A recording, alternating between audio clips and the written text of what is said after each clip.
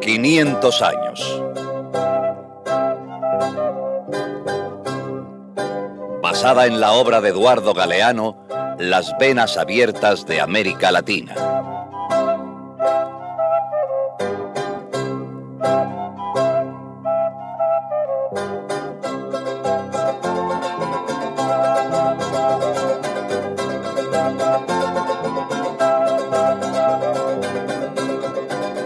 Estos indios perezosos no tienen alma. Crónica de un encuentro de culturas.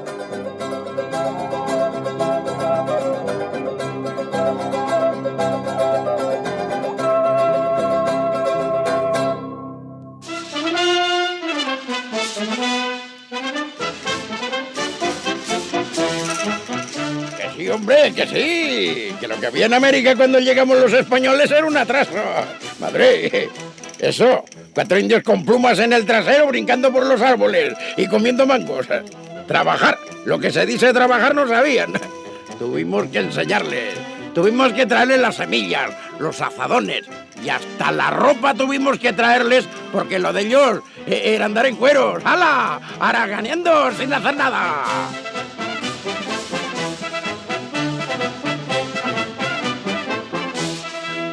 ¿Pero qué se habrá creído el gallego este, eh? Viene aquí a ofender. ¿Usted oyó eso de los indios con plumas en el trasero? Bueno, algo de razón tiene, señora. ¿Cómo? La verdad es que cuando los españoles llegaron a América, aquí había muy pocas cosas. ¿Cómo es posible? Que si no hubiera sido por ellos, ¿en qué ignorancia no estaríamos todavía?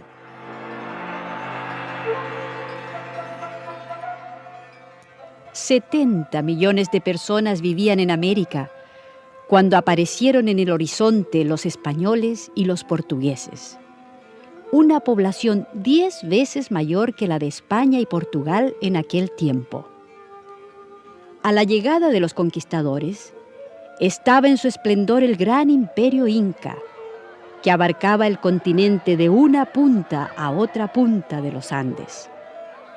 Los incas habían alcanzado una sorprendente organización social y técnicas muy avanzadas en ingeniería, agricultura y medicina. Tenochtitlán, la hermosa capital de los aztecas, en el corazón de México, asombró a los españoles. Sus amplias avenidas estaban mejor trazadas que las de Roma, y sus pirámides eran más perfectas que las de Egipto. En Centroamérica se encontraron los recién llegados con la antigua civilización de los mayas, grandes astrónomos y sabios matemáticos. No, América no era un continente vacío ni atrasado. Vivían aquí muchedumbres de pueblos que llevaban siglos tejiendo su propia historia.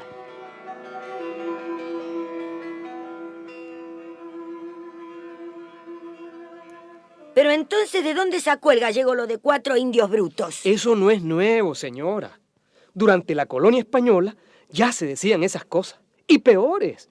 Y las decían gente muy famosa, gente muy culta.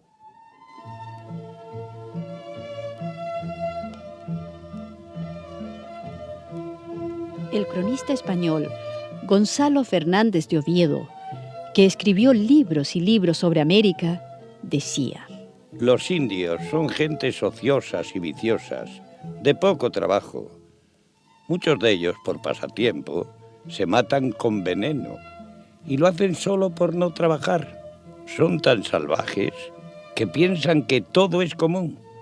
Voltaire, el famoso filósofo francés, hablaba así: los indios son perezosos, estúpidos, son hombres inferiores.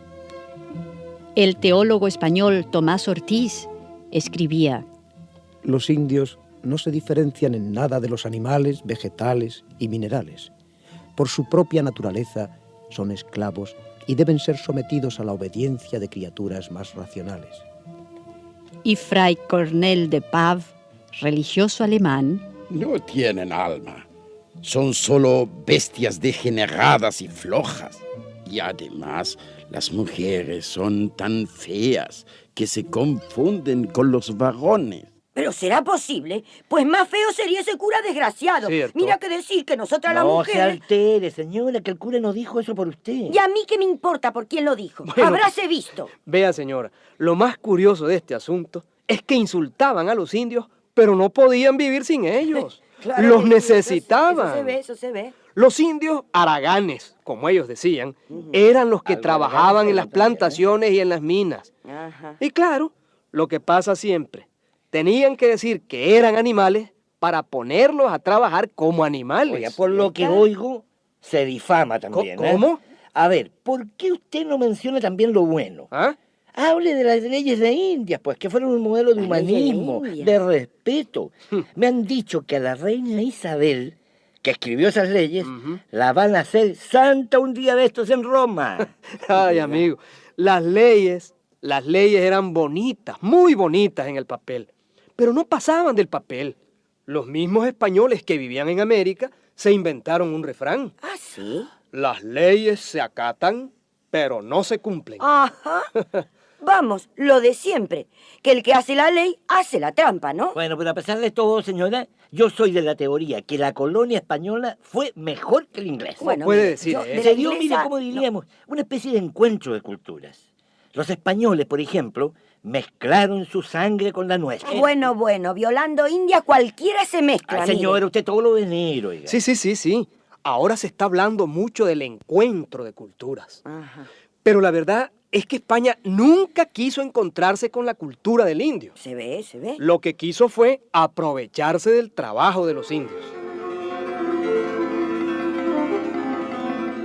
Se calcula que cuando los conquistadores llegaron a América, vivían en nuestro continente 70 millones de indios. Después de siglo y medio de colonia, la población indígena se había reducido a solo 3 millones y medio. ¿Cuánto ha dicho? Que de 70 millones solo quedaron 3. Bueno, esa es una opinión. ¿Eh? Unos dirán una cosa y otros otra. ¿Y usted es el que anda hablando de encuentro de culturas? Vaya encuentro, hombre. Diga mejor un encontronazo. Ya está bien, señora. No hable así de los españoles ni de la madre patria, por favor. ¿Eh? Madre patria. Si así es la madre, mejor ser huérfano. Pues yo no me creo nada de eso. Ya está. Esto me huele a leyenda negra y eso habría que probarlo, además. ¿Que hay que probarlo? Pues sí, hombre. Vamos a probarlo y ahora mismo.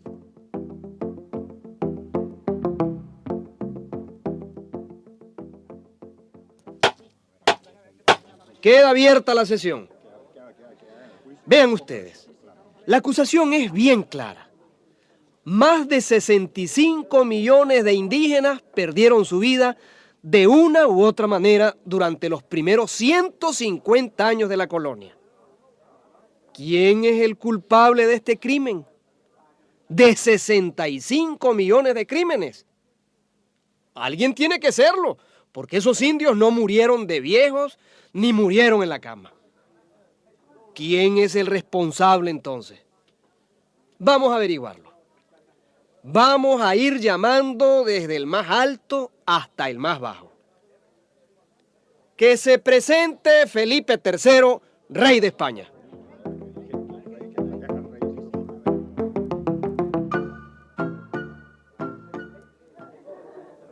Aquí estoy, señor mío. ¿Para qué se me solicita? Majestad, usted gobernó durante más de 20 de esos 150 años de colonia española. ¿No es cierto? Es cierto. Fui rey desde 1598 hasta 1621. Durante esos años me tocó la ardua labor de gobernar a medio mundo, a España y a América. Y su majestad es católico, ¿verdad? Sobra la pregunta, señor mío. Los reyes de España siempre hemos sido católicos, apostólicos y romanos. ¿Y cómo es posible entonces que usted, siendo un rey católico, permitiera tantos crímenes y tantos abusos contra los indios? Ya sabía por dónde iba a salir usted. Ahora es muy fácil hablar. A usted, a ustedes, los que se las dan de progresistas, Me gustaría haberlos visto en mi lugar gobernando un imperio enorme y sin teléfonos, ni aviones, ni los adelantos que hay ahora. Buena voluntad no me faltaba, se lo aseguro. Pero no era tarea fácil gobernar América desde un palacio en España. Pero usted sabía lo que estaba pasando con los indios en América. ¿Y qué era lo que estaba pasando? ¿A qué se refiere? En la mina de Potosí, de 100 indios que iban, 70 no volvían nunca. No. En la mina de mercurio de Huancavelica, los gases venenosos mataban a los indios en 4 años de trabajo. ¿Qué le parece? Bueno, lo admito. Hubo algunos excesos. Algunos. ¿Dónde no los hay? Precisamente al conocer esos abusos, de mi puño y letra, envié una carta pública prohibiendo el trabajo forzado en las minas. No me diga. No lo cree, ¿verdad? Pues vaya y busque la carta. Está fechada en el año 1601. ¿Con eso me quiere decir usted que no tiene la culpa de nada? Con eso quiero decirle que yo no podía hacer más. Ajá. Estas normas humanitarias las envié a los corregidores en América. ¿Ah, sí? Ahora, si ellos no cumplían con su deber, ya no es culpa mía. Pregúnteles mejor a los corregidores.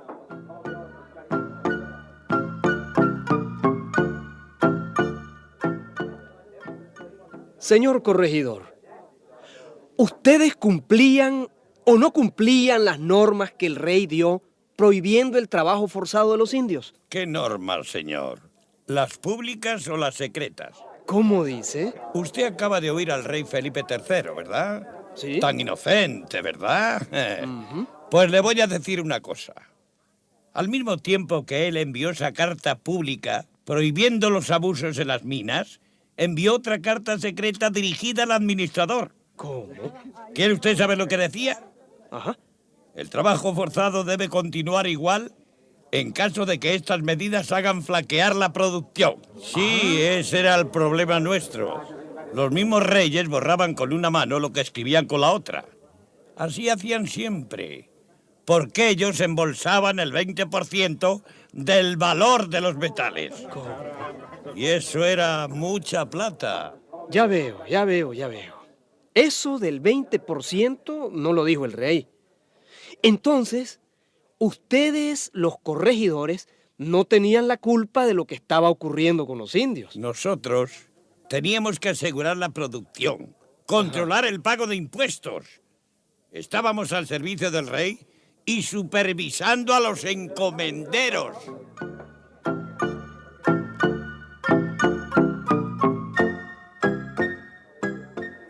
Señor encomendero. Sí. El rey ha dicho que es inocente. El corregidor que tampoco él tiene la culpa, porque... Lo que el corregidor no ha dicho es cuántos sobresueldos tenía y a qué bolsillo iban a parar los tributos de los indios. Ajá. Los corregidores. Pero, hombre, si ellos eran los que sacaban la tajada más gorda... ¿Cómo? No eran reyes, pero vivían como reyes. ¿Y ustedes, los encomenderos, ustedes no tenían propiedades? ¿No obtenían beneficios a costa de los trabajos forzados? Bueno, ya usted sabe. Mire, cuando los españoles llegamos aquí, tomamos posesión de estas tierras. Las conquistamos. Bueno, pero estas tierras ya tenían dueño. Eran de los indios. No, eso son cosas de la guerra. Una guerra que trajeron ustedes. Bien, les quitaban las tierras. ¿Y a dónde iban entonces los indios? A ninguna parte. ¿Ah? Los repartían entre nosotros los encomenderos, unos a la mina, otros a trabajar la tierra. A trabajar de gratis la tierra, querrá decir. Bueno, naturalmente. ¿Y si el amo moría, los indios quedaban libres? No. El hijo del amo quedaba con la propiedad de la tierra y de los indios. ¿Y si el amo quería vender la tierra? Pero bueno, la vendía con los indios dentro. Entonces se trataba sencillamente de esclavos. Tierras robadas y mano de obra esclava. Esclavos. Ajá. No hay por qué llamarlos esclavos. ¿Y entonces cómo? Eran súbditos del rey de España. Bueno, lo de menos es el nombre. A millones de indios se les robaron sus tierras y se les puso a trabajar como esclavos. Le digo que eran súbditos. Y yo le repito que eran esclavos. Pero bueno, ¿y a mí qué me cuenta? Yo no inventé eso. ¿Quiere decir que usted tampoco tiene la culpa de nada? Mire, señor, mire. Ajá. En mi tiempo se decía que todo eso era la voluntad de Dios. Ah. Los curas lo decían. Pues llámelos a ellos y pregúnteles a ellos.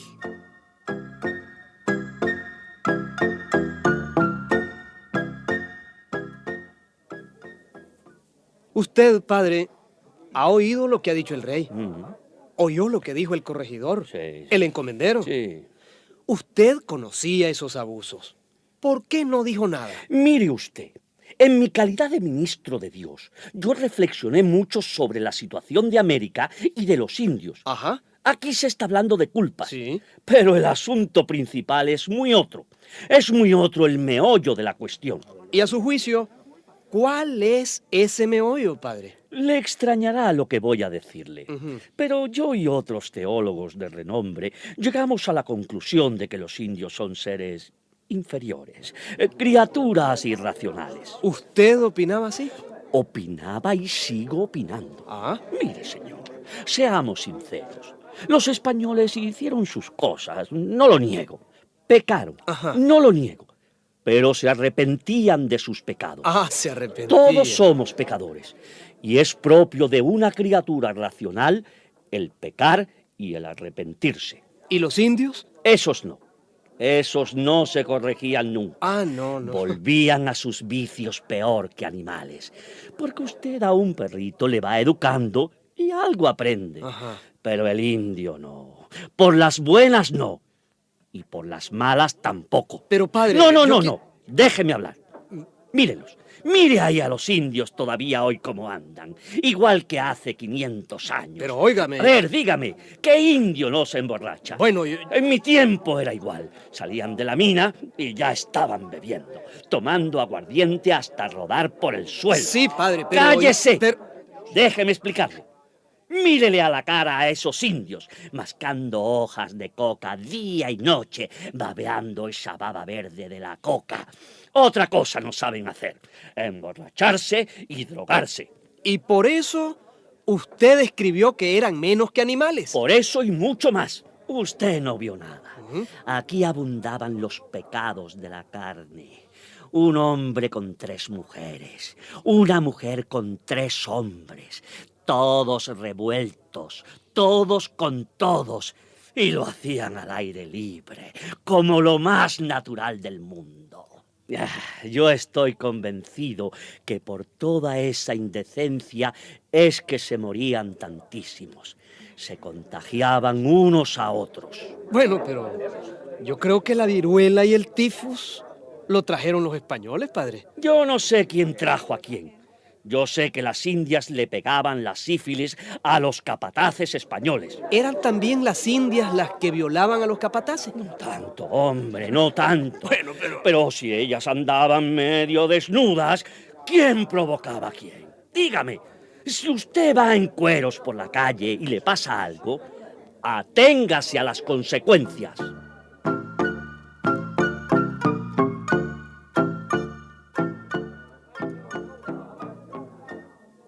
¿Usted fue capataz de indios? Sí, señor. La última rueda de la carreta. ¿Y en qué consistía su trabajo? Mi trabajo. Mi trabajo era andar arreando indios para la mina. No paren la producción. No se puede parar la producción. Pero esos jodidos indios se morían demasiado pronto. ¿Y entonces? Entonces, ¿qué íbamos a hacer? Pues a buscar más indios. A reclutarlos en las aldeas. Los amos obligaban. Y ponte a corretear no sé cuántas millas para atraparlos. ¿Y si los indios se resistían? Les regalábamos aguardiente, los emborrachábamos y cuando abrían el ojo ya estaban dentro, trabajando en la mina. El padre habló de los vicios de los indios. El fraile ese es un mentiroso. ¿Cómo? El alcoholismo lo metimos nosotros. Aquí en América no había eso. Lo mismo con la coca. Los indios la usaban en sus fiestas, sí. Pero ¿quién se la empezó a vender a puñados? Nosotros. Mascando esa porquería, resistían más en el trabajo y comían menos. Pero el padre dijo que... Lo que no dijo el padrecito ese es que ellos, los curas, sacaban el 10% del precio de la coca. Ajá.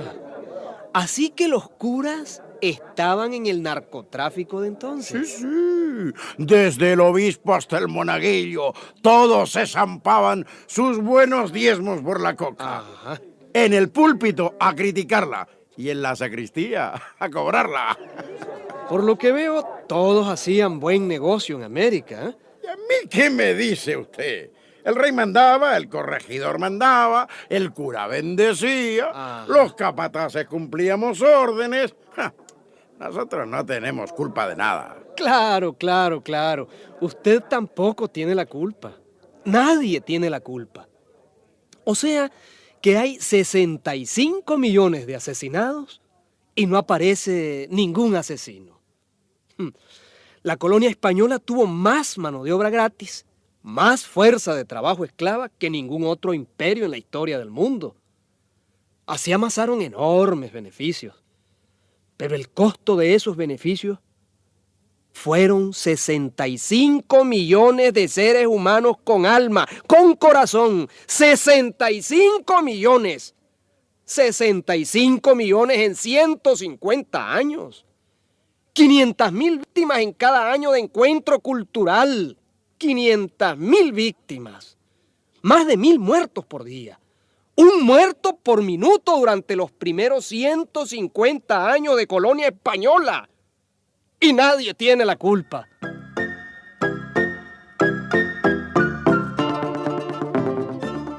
¿Quiénes son los asesinos?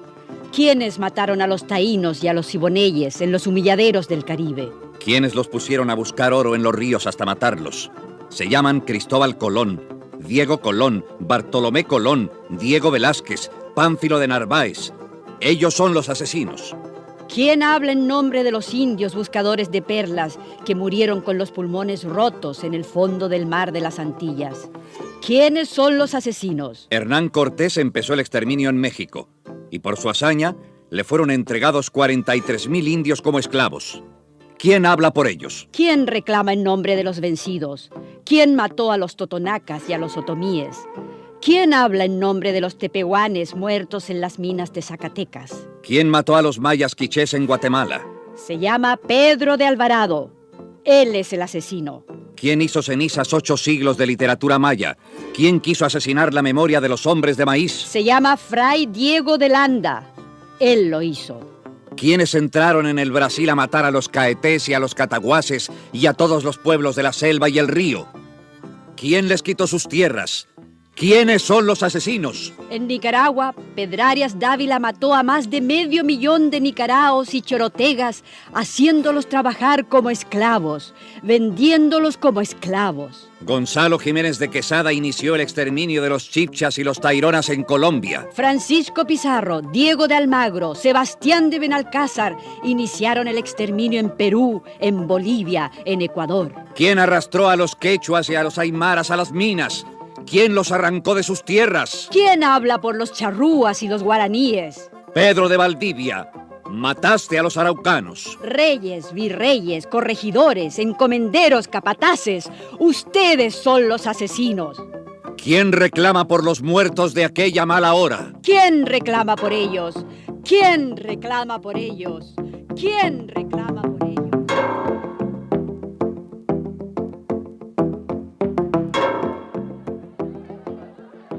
¿Quiénes nos han puesto en este estado de morir tan deplorable? ¿Quiénes nos chupan nuestra sangre y comen de nuestro sudor? Nos tratan como a perros, nos sacan el pellejo. Cortemos de una vez el mal gobierno de tanto ladrón zángano que nos roba la miel de nuestros panales. Hermano, el patrón ya no comerá más de tu pobreza.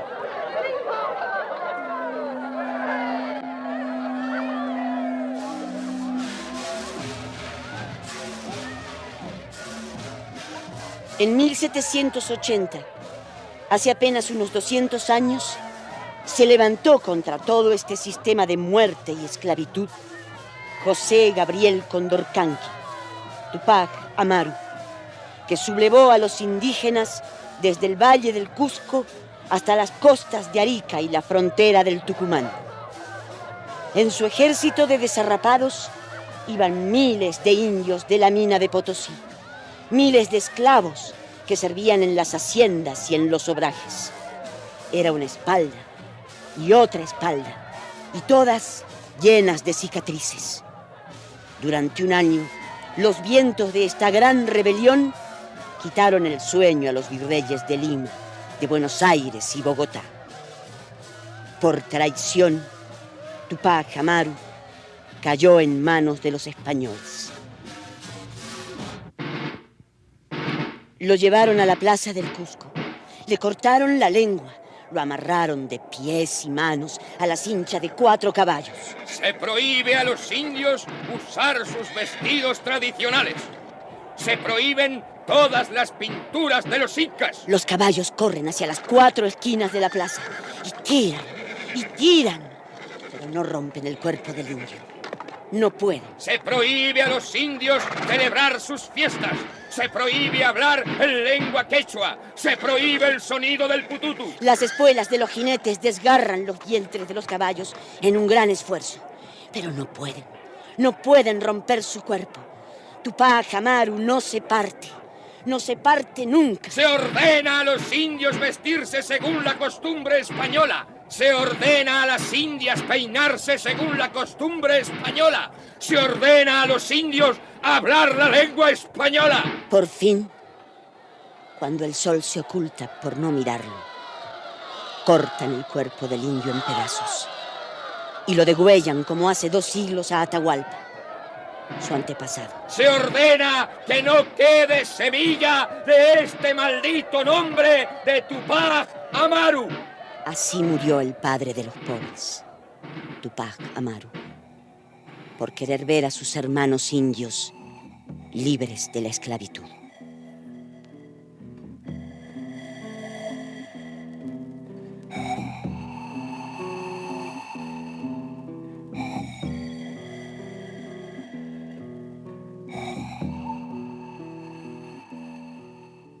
Y como él, tantos otros en tantos lugares de América Latina. Vaya, de los muertos que mataron no nos dicen nada. Y de los que murieron peleando, todavía menos. Pero los nietos de los muertos y los nietos de los que murieron peleando están entre nosotros.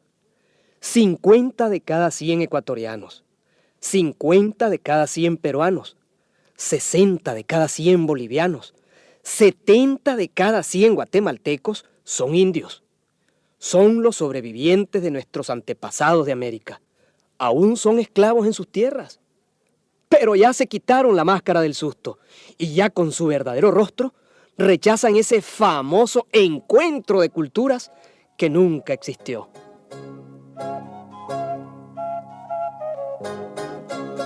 «500 años y siguen abiertas las venas de América Latina».